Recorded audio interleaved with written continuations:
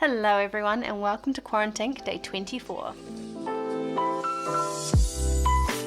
Kia ora everyone, this is Johanna. Thank you so much for joining me today for the 24th day of QUARANT-INK. A special thanks to those people who have watched all 23 videos so far.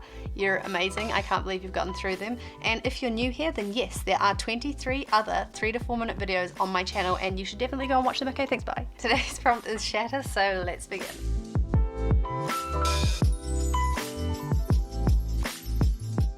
So day 24's prompt was Shatter, and although I added this prompt to the list thinking it would inspire some really cool concepts, I was stumped. I just had no idea what to draw. There were the obvious choices like a shattered glass or a broken mirror, but none of those ideas were strong enough, nor did I think that they would look good when done in Indian ink. So instead I just kind of started thumbnailing some ideas of the kinds of things I usually draw when I don't have a prompt. Normally like a person, something magical maybe, flowers or a skull, and then I incorporated the shattering into that drawing as a sort of secondary element. In the end I decided to go with a girl holding, or I suppose levitating, a cracked and broken skull.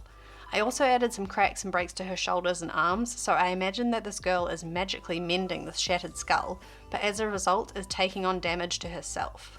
So I'm not the best at drawing human anatomy. I am working pretty hard to get better, but I certainly am not at the stage where I can just freely draw dynamic poses without references or anything. A lot of the time this means taking photos of myself in the pose that I want to draw because, you know, it can sometimes be difficult to find specific references.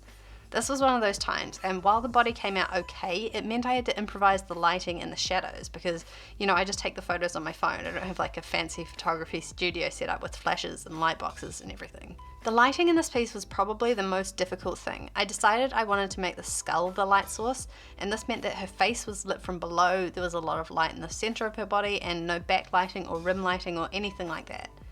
As I said, I didn't really have a reference, so I just had to make it up, which was a little bit tricky, but it came out looking somewhat believable.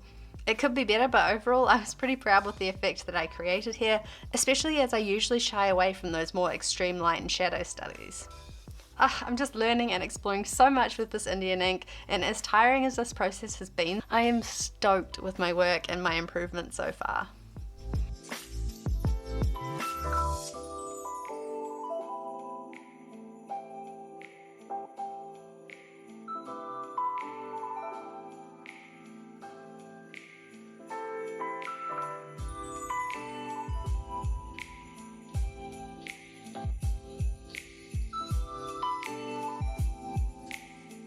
Okay, so here is how day 24 turned out using the prompt Shatter.